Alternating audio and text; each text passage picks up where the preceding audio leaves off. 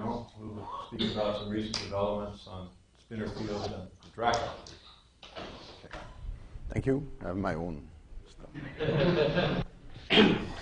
So good afternoon. Well, it's a great honor and privilege to be here to lecture at this conference dedicated for Blaine's 70th birthday. So actually, I had the privilege of meeting Blaine almost 40 years ago. I spent the year 72, 73 here as an assistant professor, invited by Jim Simons. And Blaine came to give a lecture in the spring of 73, if I remember correctly. Maybe it was the winter, but anyway, it was 73. So we met the first time, but actually I had been studying very thoroughly one of his papers with Xingtung Yao on manifold with non-negative sectional curvature, and the fact that you have a abelian subgroup of the fundamental group, then you can realize it as an embedded torus. So actually I knew his work, and I had been very admirative of his geometric spirit. We really worked together. Isometrically embedded? Isometric? Yeah, because it's flat, and if you have a manifold non-negative sectional curvature, then you're at the bottom of the curvature. And so we really started to work together when Blaine was visiting IHES, I think the year 78, 79, sabbatical. And interesting experience actually for me, because we had been meeting regularly, but in a sense we didn't talk to each other's research until at some point I was supposed to give for physicists a lecture on the mathematical point of view on gauge theories. And I just submitted to Blaine what I thought was what I wanted to say, but also some ideas I had on stability theorems on the sphere for instantons. And then he just told me, well, but, and I told him that I wanted to prove a theorem, but I was missing a piece. And he said, I have the other piece. So that's the way we started. So sometimes one shouldn't be shy and really share experiences with people. And so this started really a serious collaboration on this theorem, which I think, at least for me, has been one of my absolute best theorems. Very good. So I'll move on. Actually, there is another opportunity of collaboration, which actually we didn't really materialize, is the fact that the very topic I will be discussing today has been very much in his mind and the mind of Marie-Louise for many years, namely the study of spinors and Dirac operators. Many of you, I'm sure, have at least looked through the book, Spin Geometry, which is really a milestone in the subject. And I've been reading it very intensely many times, because there is a huge amount of material in there. But the point I want to make here really is the fact that the title is not innocent. The title is Spin Geometry, which really suggests that, in a sense, mathematicians should really take spinors seriously and develop some geometry of its own with this, which is a point of view that he and also Marie-Louise have been developing in many instances, and I personally also followed this road very much. So this is the point of view I'm going to use today, and try to see of course, what one can say in this spirit of this spin geometry. Actually, of course, you know, spinors were really discovered by Élie Cartan on purely as a mathematician. He was just doing classification theory. At some point, when you have something bizarre, you still have to record it. So he recorded a very bizarre object. And of course, the physicists Dirac really made use of these objects and really made it an absolute cornerstone of modern physics. And so this is an interesting instance where, but it took some time, about almost 50 years, to mathematicians to realize that actually they could do something with these objects. So it's certainly true that talking about spinors, one should not restrict ourselves to the orthogonal group. One should really take more general orthogonal groups, not only positive definite metrics, but also Lorentzian metrics or even more generalized metrics. But I will adopt the point of view of just sticking to Riemannian metrics, which of course is a bit restrictive, but most of the things, of course, have counterparts in the Lorentzian setting. So my summary is very simple. My basic facts, my list is a bit too long, but I need to give notation. So if you want to give notations, there is no way but listing things. I want to speak about harmonic spinors. I want to speak about special spinor fields. I want to come back to the point of view of conformally covariant operators, which is actually in the context of spinors very important notion. And I will try to draw some perspectives, although maybe they are not as rich as I would have liked them to be. But anyway, so let's start by basics on spinors and Dirac operators. So I'm going to go quickly because I'm sure almost all of you know about it. So my context will be always to start with doing some linear algebra, a vector space, and I will consider on it a metric. And I have the Clifford algebra, which is the plane by looking at, in the tensor algebra, forcing the equation that x squared is minus the norm of x squared times 1. So you get in this way a new algebra. Its product is called the Clifford product, and I will denote it with a dot. And of course, I will stick to actually complex Clifford algebras. Of course, the theory of real Clifford algebras is more interesting, more subtle, but just for the sake of presentation, I'll just stick to that. And the very important feature, which very important mathematical theorem, not so hard, but very crucial, is the fact that Clifford algebras over the complex numbers have a twofold periodicity. If the dimension is even, it's a simple algebra. Therefore, there should be some vector space, sigma v, whose endomorphism algebra should be just the Clifford algebra. And the dimension is odd, then actually the Clifford algebra splits as the direct sum of two simple algebras. And you have two vector spaces showing up, one I call sigma v and the other one I call sigma twiddle v. Anyway, the key point, of course, is that the sigma v are the spinors, or sigma twiddle v are the spinors. And just by looking at dimensions with the notations I've taken, these spinor spaces have dimension 2 to the m. That's important.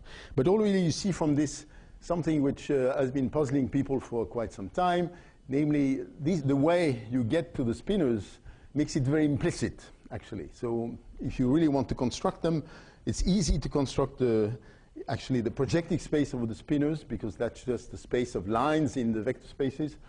So some kind of typical minimal ideals, but certainly to get very explicitly at spinors, it's not so trivial. And actually the key point and what makes the theory really interesting, of course you can work this way, but very important property which really is critical in particular for physics, and the name comes from this, is the fact that spinors are vectors in the fundamental representation of the group spin n, which is the universal cover of SON, provided the dimension is at least 3. And of course this is very important, and of course this the fact that there is a universal cover spin n of SON gives rise to an exact sequence, which of course is very important. And now how do you link this statement that spinors are representation space for the group spin n to Clifford algebras? Well, the way is like this. So you remember my Clifford algebra was defined over a vector space V with a metric G. Then the group spin VG can be realized as the multiplicative subgroup of the Clifford algebra, stabilizing the image of V sitting inside the Clifford algebra. It sits injectively because all relations I've put on the Clifford algebra are quadratic. So of course the V is sitting injectively. And you have to normalize in some way to get things which have some kind of a unit value in the sense.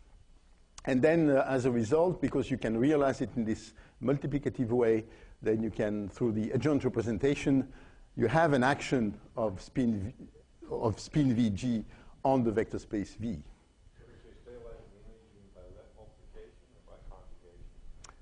Adjoint representation means both ways. In the first sentence, stabilizing the First. Subgroup of Clifford algebra, stabilizing the image of V. Or stabilizing just by the action on the left, yeah. On the left. Yeah, on the left. Okay, so of great importance actually is when you're in even dimensions, the fact that there is the notion of chirality, which of course is very important in physics. And under the action of the volume element properly normalized, actually you get, you can decompose sigma v into a direct sum of two vector space, sub-vector spaces of the same dimension. One you call sigma plus and the other one you call it sigma minus. And the so-called spaces of half spinors, and the dimension, of course, is 2 to the m minus 1. And the very critical point, but obvious, is the fact that Clifford multiplications of a positive spinor gives you a negative spinor, and conversely, multiplication of a negative spinor, half spinor, gives you a positive half spinor. Okay, so now maybe a remark which I mean would need some more explanations, but I think in a sense the way we are raised as geometers, of course vectors are very natural objects. Differential forms come quite naturally, and in a sense differential forms have really been created to, by Grassmann, to really give you some idea of an object of a certain dimension. When you think of spinors, it's much more subtle. In a sense, it's very difficult if you want to speak about the dimension of a spinor. Of course, it's not exactly relevant, or even the geometric content of a spinor. And Élie Cartan has been developing, for example, the notion of simple spinors, which definitely have a very geometric meaning. But namely, well, for a mathematician, working with a spinor is always kind of a bit frustrating if you really want to have an image of them. And as a result, actually, since to make sense of a notion of a spinor, you need to fix a metric. You have to face the difficulty that if you take two metrics, you have two kinds of spinors. Of course, they're isomorphic. But if you want to make the isomorphic explicit, it's painful. And actually, in the physics literature for some time, I remember discussing this with Yves a long time ago, pointing out to me that in different references, you had different comparisons which did not match. So there was really a problem with this. And Paul Gauduchon and myself, we proposed a solution which is a bit heavy, but has the advantage of being really actually efficient. You can really work with it, and well, that's. I thought it was an exercise, but I realized after not being able to do it for 2 years that maybe it was a bit more than an exercise. Anyway, so I want to move forward, and in particular, one case where the comparison is very simple is the case when you take two metrics which are just, one is a dilated version of the other one. It's multiplied by a scalar. Then what one calls conformally related metrics, then the comparison can be made very easy. Actually, it's just a factor, so you can easily follow what you're doing. And actually, even if you are more, if you are used to work with weighted objects, Nigel Hitchin proposed a very nice construction of spinors which are actually not attached to a metric, but to a conformal class of metric, completely intrinsically, without just adopting the right weights. Anyway, so I'm moving on. So the whole point is, of course, not to do that as linear algebra. It's just not what you want to do. We want to do geometry, so we want to work with a manifold, with a Riemannian metric, and we want to use the usual very powerful constructions of modern differential geometry, namely having bundles. And we know in Riemannian geometry that one of the bundles which is very critical is the bundle of orthonormal bases.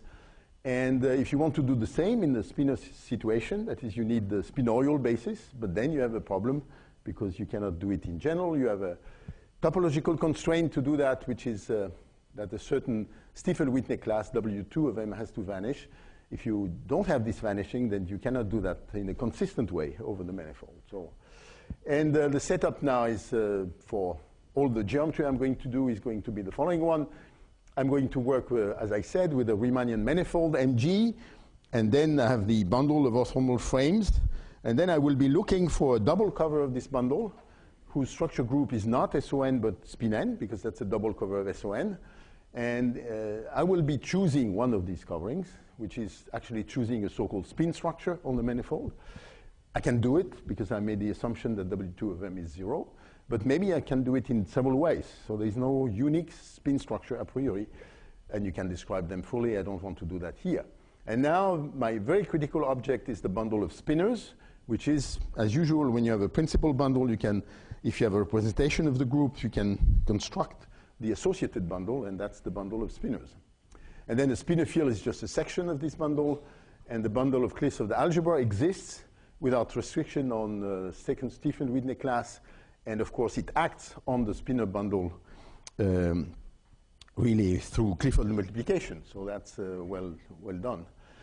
The key point, of course, for us who want to compute derivatives is the fact that the bundle of spinors inherit in a very natural way a connection from the usual Riemannian connection form on the bundle of orthogonal bases. And the reason for this is that the algebras of the two groups are actually isomorphic. So when you have this Lie algebra valued form, connection form on the bundle of orthogonal basis, you can actually lift it easily to the bundle of spinorial basis. And therefore, you have a natural covariant derivative, generalized covariant derivative on spinor fields.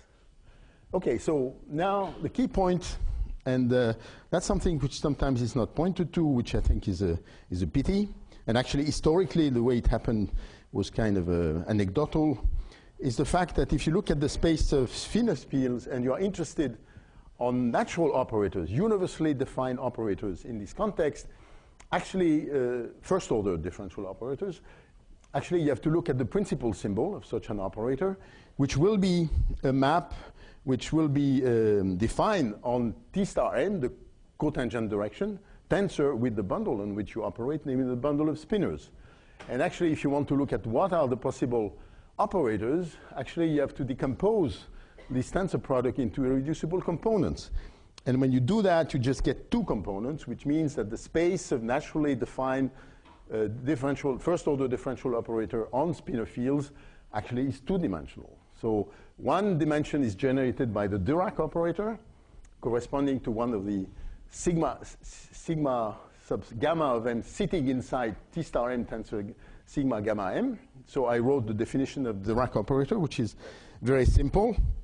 You take a spinor field psi, you compute its covariant derivative in direction EI, where EI is just the orthogonal basis you have picked at the point you are computing the value of the Dirac operator acting on psi, and then you Clifford multiply by EI. And the fact that you have been repeated EI here, and that's an orthogonal basis, actually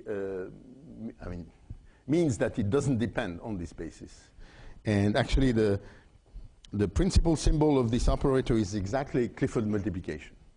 And then the other operator, quite often called the twistor operator, which I think I tend to call more the Penrose operator, is definitely the other, corresponds to the other natural irreducible component you have in the, when you decompose the tensor product, and more or less it's what's left. And it's an operator which maps spinor fields to sections of the tensor bundle of T star m tensor sigma m, and it's given by the definition I just wrote here, which is this one. So these natural differential operators on spinor fields, first order, they are exactly generated by these two operators. EI over on the right, the first one. The right multiplication. For Dirac? Yeah, right multiplication by EI. No, I prefer. B times EI on the right. That gives another natural sign. No, I think the Clifford algebra is operating on the left, no? When it's already in the Clifford bundle, you have multiplication. Yes. But that's not on spinor bundle. I get it. That's the one.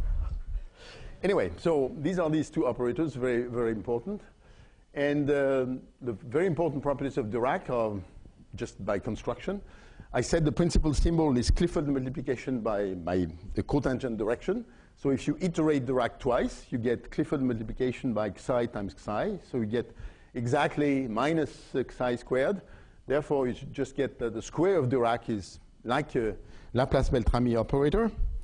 Not exactly, as we will see later, but at least it's the same family. The principal symbol, I said, is given by Clifford. It's self-adjoint. So if you're in a compact setting, then the eigenvalues will definitely be real numbers. And in even dimensions, the Dirac operator exchanges chirality of spinors by the reason that the covariant derivative preserves the chirality, and multiplication by Clifford multiplication changes the chirality.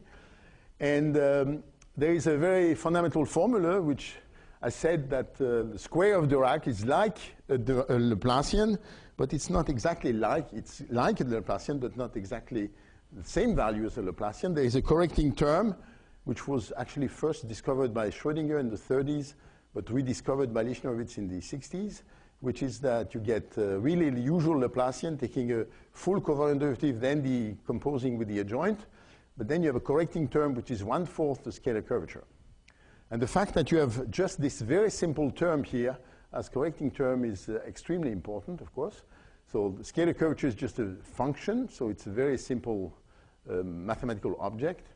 And proving this formula is not very hard. You can either do it by brute force, or you can even discover what it could be just by reasoning of representation theory. You can really be sure that the only term which can appear there is the diagonal part of the curvature. Only the scalar curvature can appear. Anyway, so I move on, and I want to speak about harmonic spinors. So what is a harmonic spinor? Just the name is quite obvious. It's just a spinor which is annihilated by Dirac. So it lies in the kernel of the Dirac operator. And actually, so I just give notations. So I'm going to call H of M gamma the space of harmonic spinors. So let me just be, why do I fuss about not calling, I said I started with a Riemannian manifold Mg, and why do I write M gamma? Well, I've picked in the meantime a spin structure. So gamma contains both the choice of the spin structure and the metric, and actually both matter. So if you change the spin structure, the space of harmonic spinors may change, and it does change in a number of cases. So of course, if you are in even dimension, it's easy to see that I'm sorry. If you are in even dimension, it's easy to see that you can really split the harmonic spinors into positive harmonic spinors and negative harmonic spinors. And even you can say more for these even dimensions, the fact that when the dimension is congruent to 4 mod 8, which of course is related to the finer structure of really real Clifford algebras and so on, you have the fact that the harmonic spinors, positive and negative, are even dimensional spaces. So this is actually important when we will discuss later on integrality theorems. So when you apply to the Dirac operator, the index theorem to the Dirac operator, so of course I don't apply it to the full Dirac because it would give me nothing. It's a self-adjoint operator. I would get 0. But then if I apply it to a D+, so acting on positive spinors, for example, then you get a very interesting statement.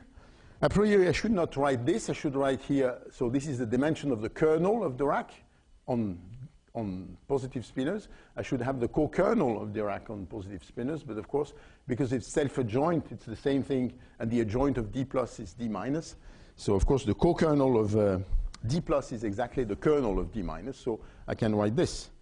So you have this absolutely fundamental application of the index, Atiyah-Singer index theorem, namely the fact that the index of the Dirac restricted to positive spinors in 4k dimensions is exactly the A-roof genus of the manifold.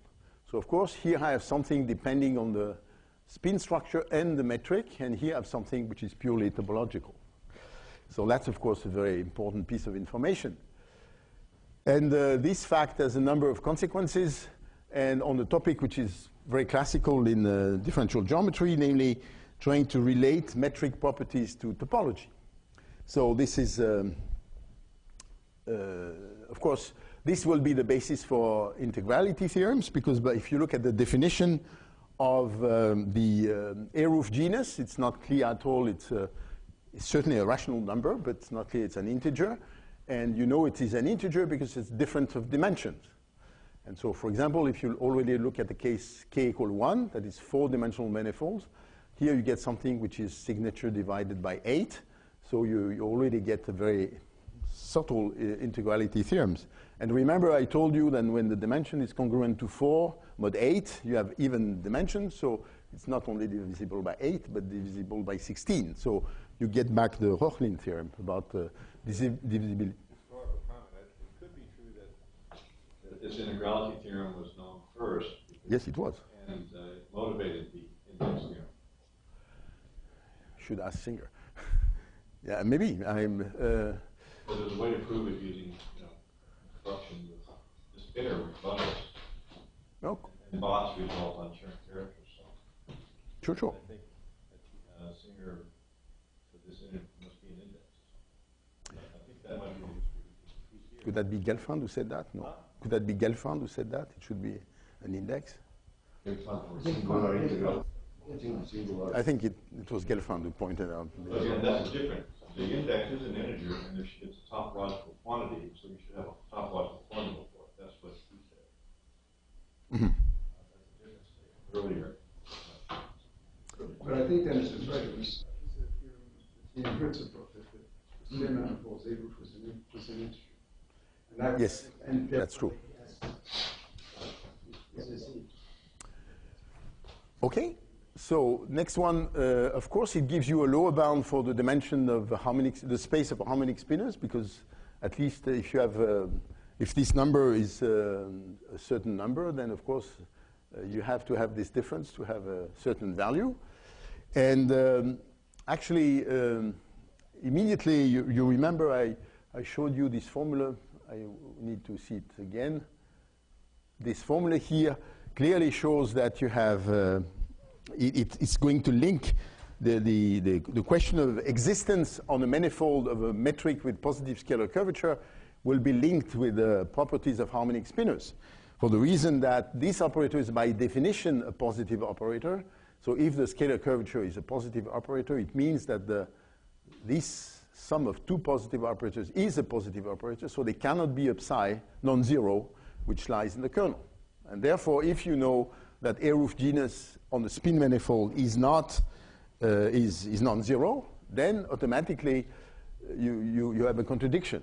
That is, on a spin manifold which has 4K dimensional, which has a non-vanishing A roof genus, then they cannot be a metric of positive scalar curvature. And that was quite surprising because, in a sense, positive scalar curvature looked like a very weak geometric property. It looked like it was very malleable. You can transform things in.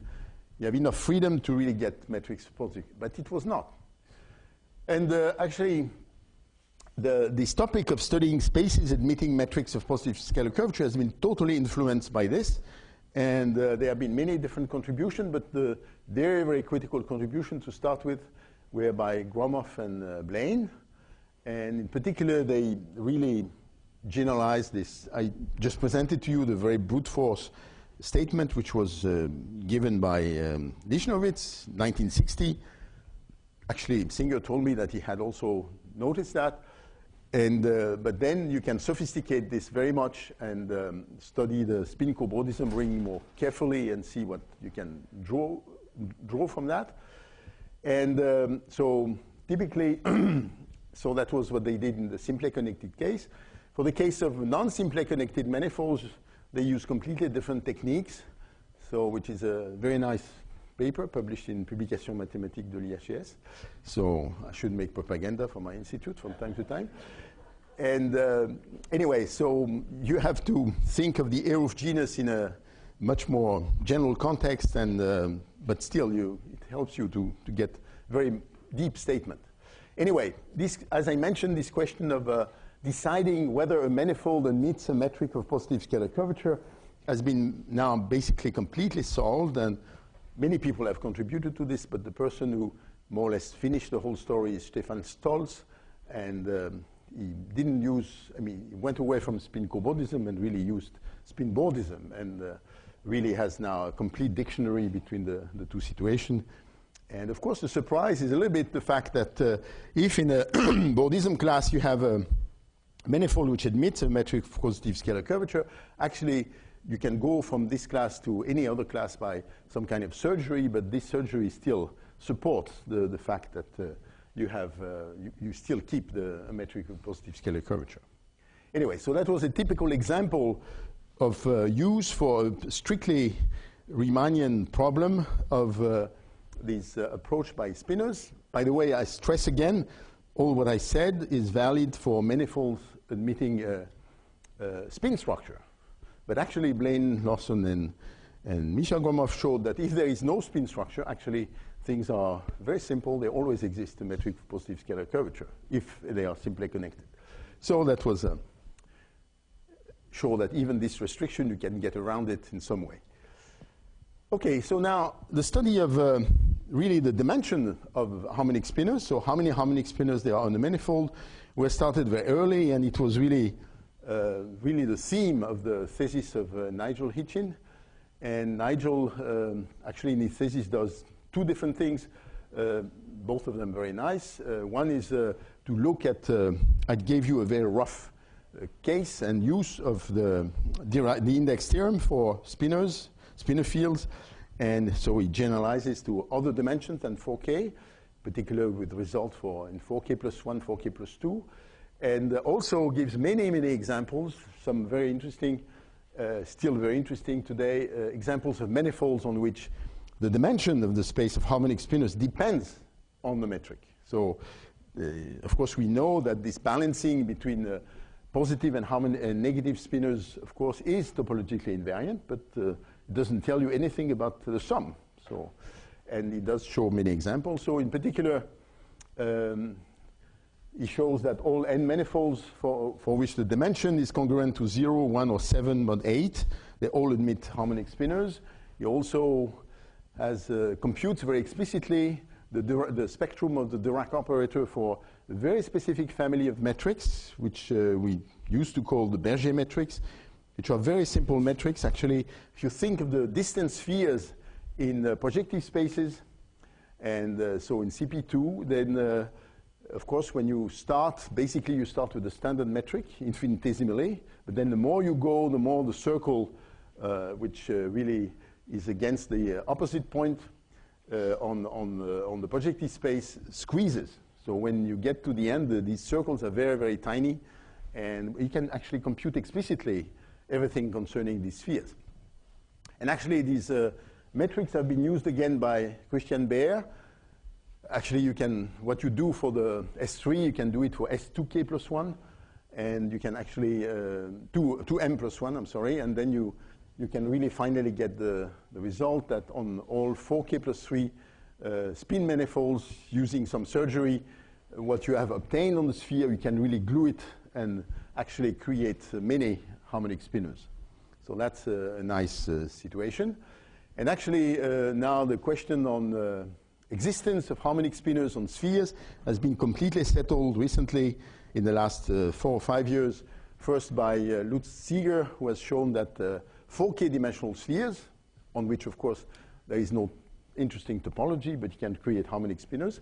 But also Matthias Dahl has really shown that basically on all spheres you can really create harmonic spinors, of course, for very specific metrics.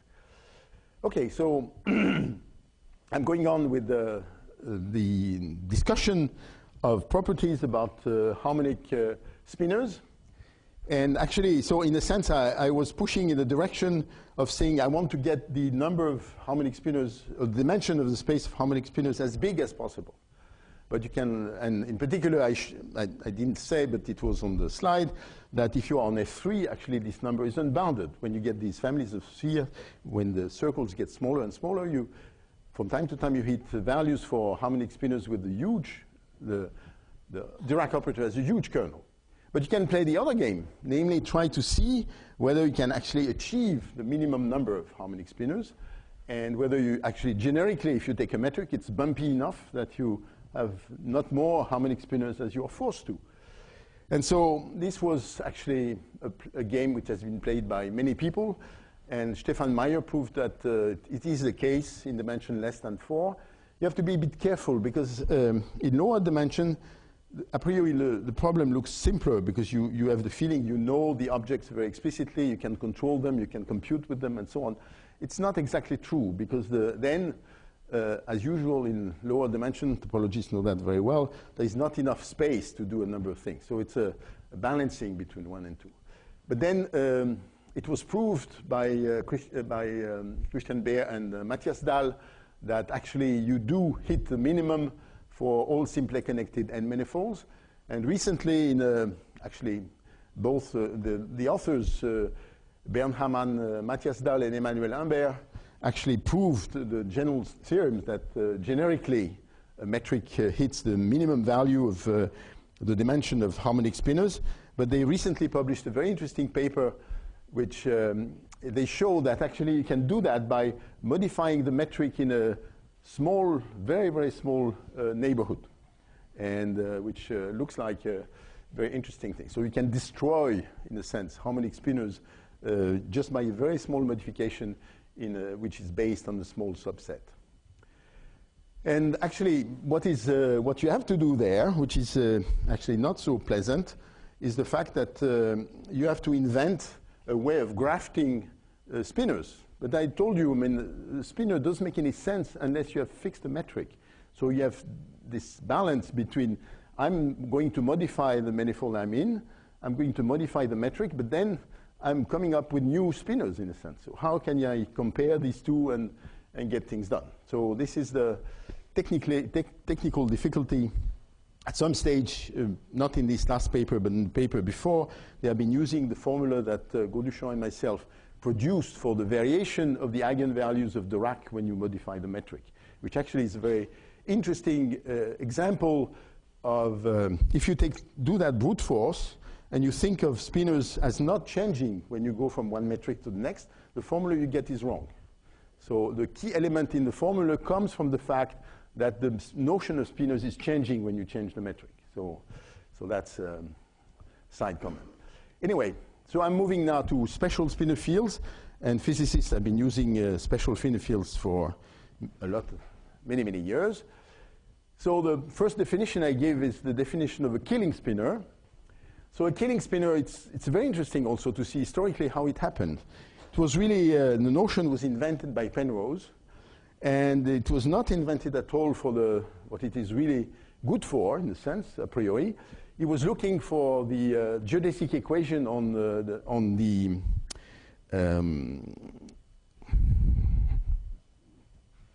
a very specific model in general relativity. I'm sorry, the name escapes me. It's terrible.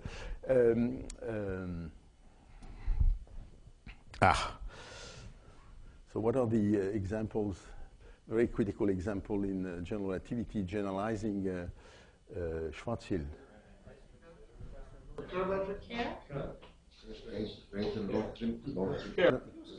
No, yeah. Okay, so he was looking for this, and he noticed that he could create really first integral of the geodesic flow by a process involving spinors. And what he noticed, what made this really first integrals, was actually the property that it was a killing spinor. So it was really some kind of a side approach to the problem. And so he noticed that in this case, in the Kerr metric, you do have solutions to this equation. So if you look at this equation the way it is, I wrote it, it is actually, it says, I wrote the characteristic equation, but it says two things. First of all, that it is in the kernel of the Penrose operator, I mean the twistor operator, and it is an eigenfunction of Dirac, or an eigenspinor for Dirac. So you have this overdetermined system. And the very interesting feature, that's why it's called a killing spinor in the end, is the fact that if you take psi as a spinor, so in a sense, if you try to think of spinors, they are more or less like square roots of vectors. So how are they square root of vectors? If you take psi, tensor it with psi bar, I'm working with a complex spinor, so I have a notion of conjugation there. And then, so this is an endomorphism on, I mean, you remember, I told you that if I take the endomorphism on spinors, I get exactly the Clifford algebra. And inside the Clifford algebra, there is the vector space V. So if I take psi tensor psi bar, that's a linear map on spinors, and I can really project it onto some subspaces in the Clifford algebra, like the vector space. So if I do this, which is exactly what I do here, so if psi satisfies this equation, this guy here, this one form, is actually a killing vector field. So that's, well, I've been using abusively, this is of course a form, but of course using the duality determined by the metric, I can make it a vector field. Anyway, so it's a killing vector field. So hence the name killing spinors for that.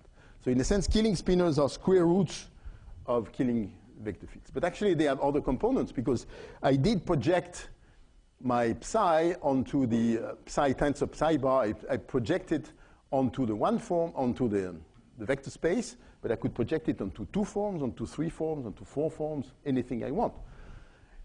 And so actually it's interesting to notice, because of this very strong equation, of course, if you're interested in other components of psi tensor psi bar, they do satisfy a very strong equation.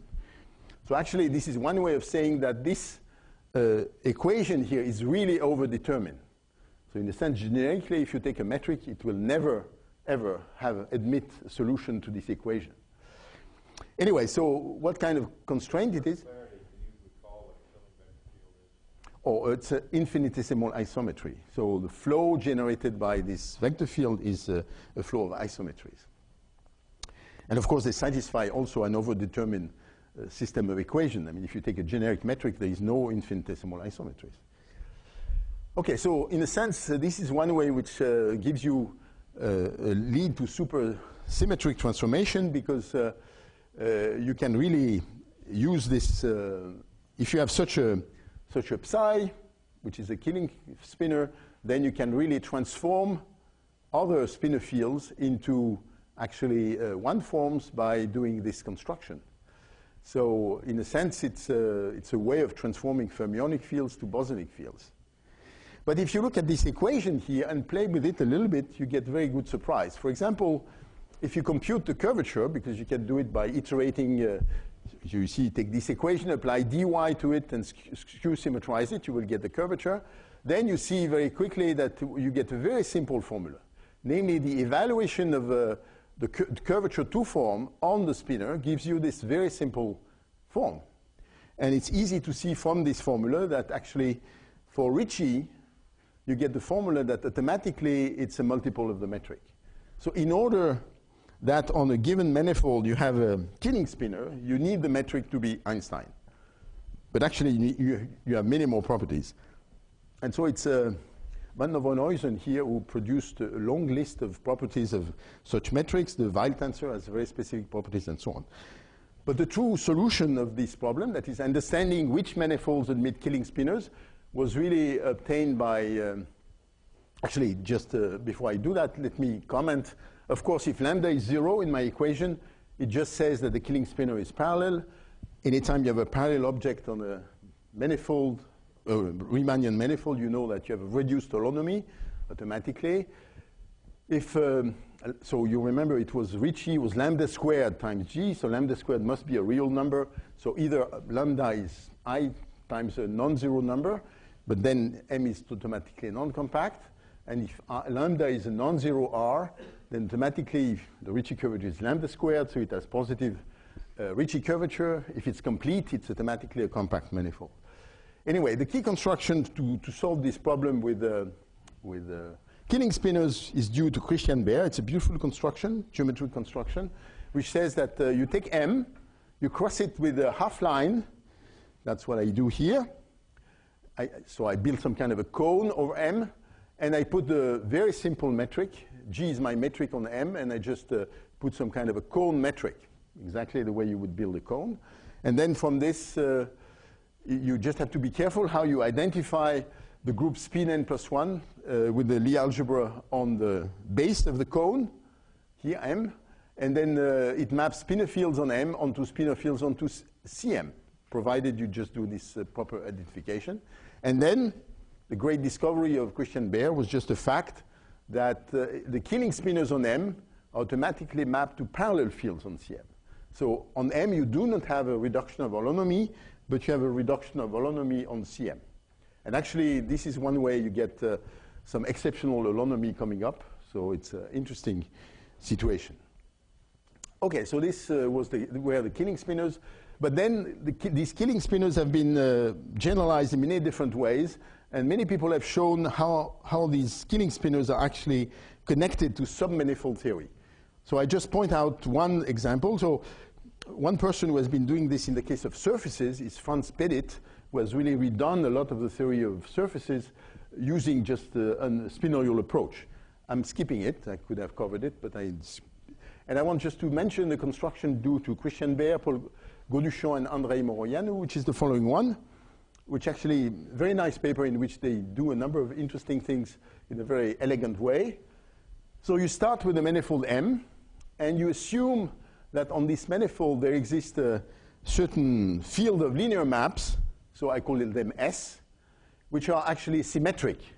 So a linear map, since I'm in a Euclidean vector space, I know what a symmetric linear map is. And, but then I assume something more. I assume that it satisfies the so-called Codazzi equation, which is the equation appearing in submanifold theory. So what does it mean? My S is acting on the tangent bundle of M. So it's a linear map on vectors tangent to M. And so what is the Codazzi equation? Well, S actually, I can think of it as one form taking its values in the cotangent bundle. And therefore, saying it's Codazzi is exactly saying that this vector-valued one form is closed. So if I skew-symmetrize the derivative, then I get 0. But it's a vector-valued object. OK, so I'm assuming this. And then the great surprise or interesting thing is suppose now that on your MG there exists some kind of a so-called generalized Killing spinor satisfying this equation. You remember the equation I wrote before? I wrote lambda times x Clifford psi. So in a sense, my S in my previous example was the identity, lambda times the identity. Here I take S, a general one, but I made the assumption that it satisfies the Codazzi equation. Then, if you do the following construction, you take an interval called the parameter t, look at the thickening of M, I cross M, I just thicken the manifold, and then I put on it the metric, which is this metric here, dt squared plus gt, and gt is just identity minus ts squared composed with g. Okay, so that's a trick to construct a new metric on this thickened version of M. You can see that if S is the identity, what you're doing is you're just constructing the Rn from the sphere, just thickening the sphere in an expansive way. And so now the key point is that the fact that you have this generalized Killing field, this psi here, actually gives rise to a spinor field on the thickened version of M, which actually is parallel. So again, it's a reinterpretation of the equation of submanifold theory in a very interesting way, purely using spinor fields. Okay, so that's one generalization. There are really several generalizations of Killing spinors which have been used mostly in the study of submanifold theory, but there have been also other uses, in particular uses which are connected to the so-called stress energy tensor version of that. But I'll skip that. I'm still reasonably on time. I want to speak a little bit about conformality and the conformally covariant operators. So first of all, I already made the comment from the strictly algebraic point of view that comparing the spinors from two metrics which are conformally related is very simple, actually. But one can go further. It's not only at the level of the spinors, but it's also at the level of the Dirac operators. So suppose I have I have the gamma spinors for a metric G, and I have the gamma twiddle spinors for the metric G twiddle, of course, for the same spin structure. If spinors for different spin structure, I have no way of comparing them. They're just different worlds. And then the key formula, which was already, written by Nigel Hitchin, is the following one, that you have the so-called conformal covariance of the Dirac operator. So what does it mean? It means that if I take my spinor psi, I transform it into a gamma twiddle spinor, then I apply the Dirac of gamma twiddle. This is the same thing as taking my spinor psi, multiplied by this function. Remember, I'm taking the metric e to the 2u here, so there is a certain weight here coming up. Applying the Dirac for G, for gamma, and then transforming it into a gamma twiddle spinor. But then there is another weight coming up here, which is, here is n minus 1. Here is n, here, I'm sorry, here is n, oops.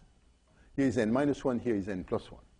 So that's the formula telling you how the Dirac operator behaves under conformal changes.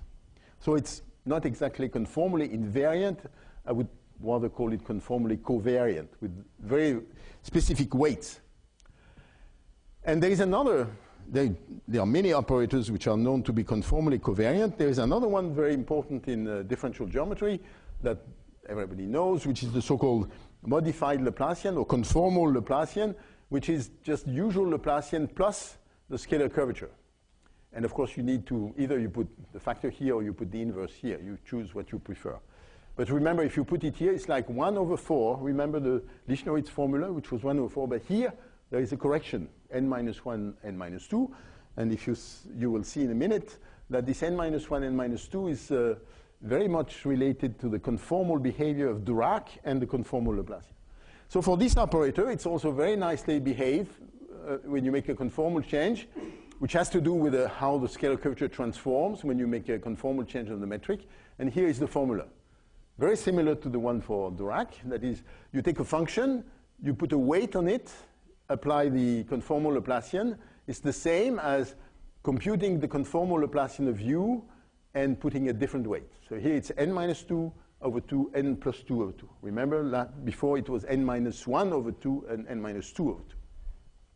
Okay, here it's a bit simpler in the sense that, of course, the operator acts on function n minus 1, n plus 1. Yes, I'm sorry. Okay, anyway, so using these covariants, one can really relate eigenvalues of these operators.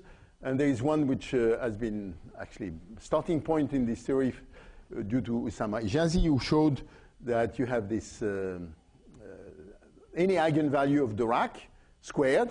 Of course, it's a first order operator. This one is second order, so it's normal that you take the square here.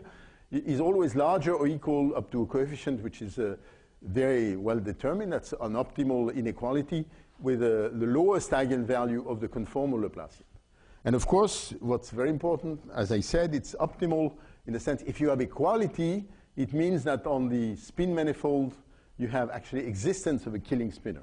So this inequality, when it is saturated, it's very restrictive from the geometric point of view.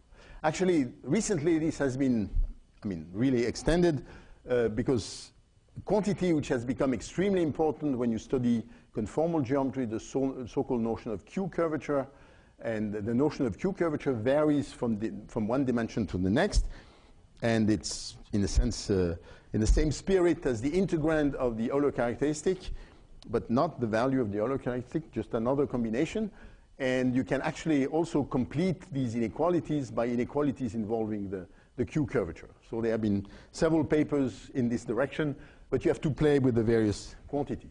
Maybe the comment I want to make here is that this relates to the Yamabe problem, and you can really use such inequalities to come up with a different proof of the critical estimates for the Yamabe problem.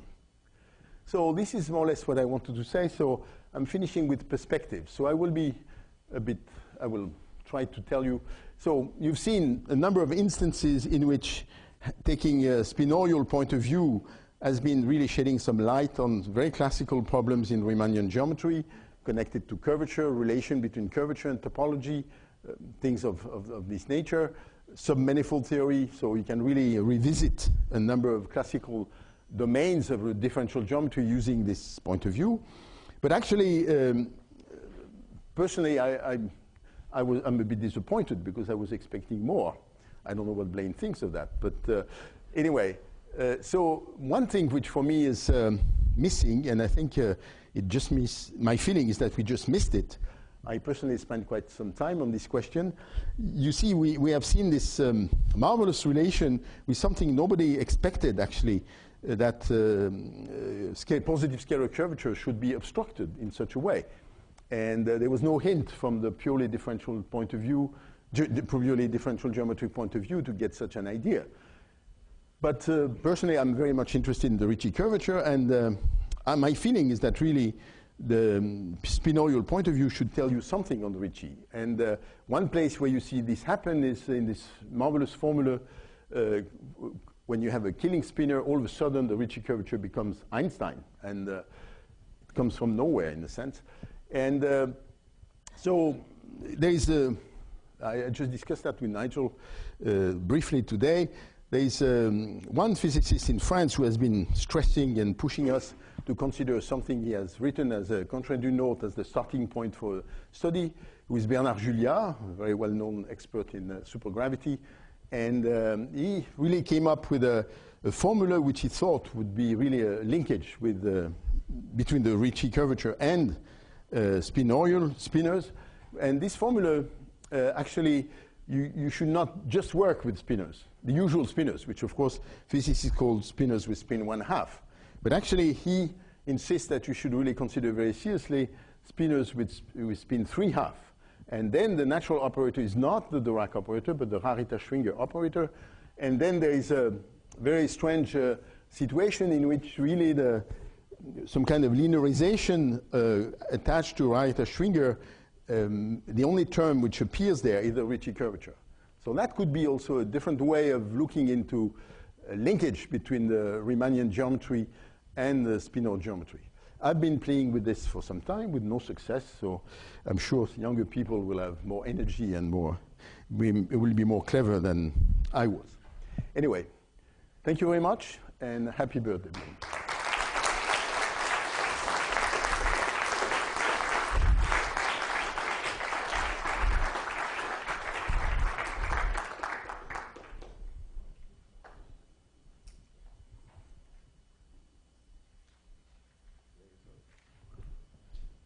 So you give me a solution for Ricci curvature, yes?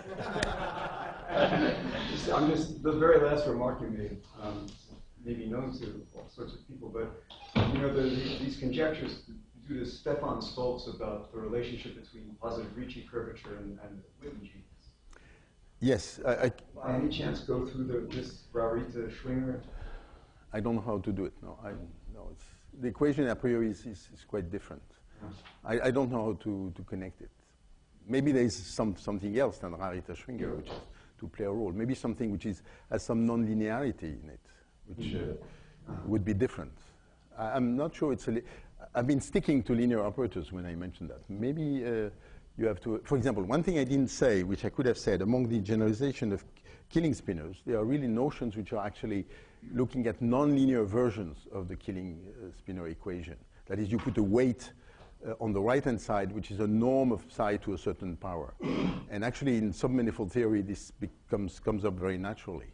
So maybe also in this setting, you have something of this. I don't know. But I don't know how to make the direct link. I could have listed that, absolutely. Had to make some choices, I'm sorry. But,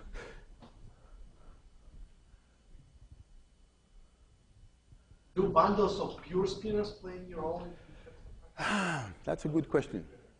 Pure spinor? Yeah, what does that mean? It's what Eli Cartan, but it's called. Well, yeah.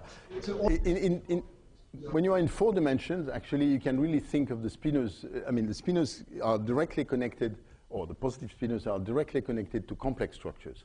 So when you want to generalize this in a higher dimension, then you cannot take all spinors. You have to take some kind of algebraic subvariety of spinors, define a very specific equation, which is the so-called pure spinors by Eli Cartan. Is Robert here? Right?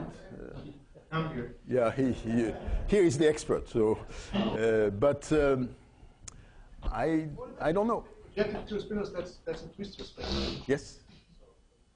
No, it's very directly related to the complex structures in a given dimension.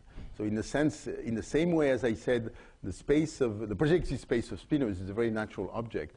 So in any dimension, of course, the space of complex structure is a very natural object, and which gives rise to the twistor space. But then when you want to deprojectivize, then you end up with a notion which is more subtle, like the pure spinors. I don't know. But they are certainly very interesting objects. I mean, you know that. you know that. You know that.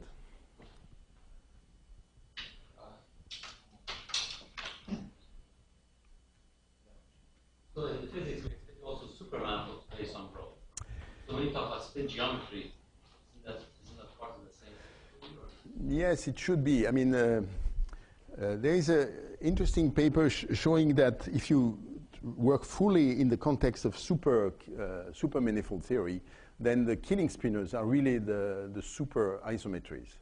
So there's but then I couldn't do anything with this. I mean, it's a nice statement, but then from then on to be operational, if you want. I didn't know how to do it, but I'm sure you will be able to do it. So. No, but no, you're right. I mean, if you really are serious about super something, you should be in the super category all the time. You should not just put it by the side. So in a sense, what I said is a non-super point of view on a super object, which is a bit bizarre. It's a bit bizarre.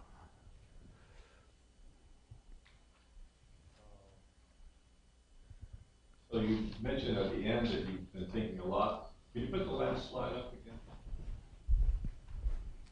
Well, yes, which means very disappointing. Well, so you've been thinking about this last case, 3/2, right? Yeah, basically the paper by, the paper and the hint from Bernard Julia. But it seems that Nigel has also been thinking along these lines. Yes. Just observed it. I mean, it's an interesting observation, but what comes out of it? Well, I have a simple. One should always take seriously comments by theoretical physicists, you know that. I mean, so the question is, can you make a mathematical comment about the difference between the Dirac operator for spin a half and the recursion for 3/2? I mean, what's the mathematical difference? well, the object is much more composite because you are living with objects which are one forms tensor with spinors. So in a sense, they are more complicated objects. It's like if you are used to work with the vectors and all of a sudden you work with 2 forms or 3 forms or 4 forms. So one form tensor. So, I mean, really the true spinors of 3/2, they are one part, one invariant subspace sitting inside the tensor product between one forms and spinors. As I said, I mean, when I discussed the natural operators on first-order differential operators on spinors, so they are there. And so that's an irreducible representation, so it's a very well-defined object. But already spinors are complicated, and so these ones are... It's difficult to know what is the geometric content. So maybe that's why we need physicists to come up with a... If you take some elements in the kernel of this operator, yes, do they have some special significance? Except writing the equation, I don't know. No, I cannot really... You see, in the case of killing spinors, there was this remark which was made by Penrose himself that you can extract from it immediately something which has the geometric meaning, namely a killing vector field. So in a sense, that was interesting because you had some part of it that you could, in a sense, identify. There, I don't know. I've played with this equation quite a bit. I couldn't come up with an object which satisfies a... It satisfies some equation, but I cannot interpret it in geometric terms. Maybe I missed it. The object in supergravity, so. Yeah, but for example, I look for a 3 form coming from this because of the connection to supergravity. I couldn't get anything I understood. So, but maybe I missed the trivial remark which makes it work. I don't know. You said they have the kernel is related to supergravity. What They are necessary. They are needed in supergravity. Existence of a solution of Without this, you cannot write. Yes. That's why Julia was the one who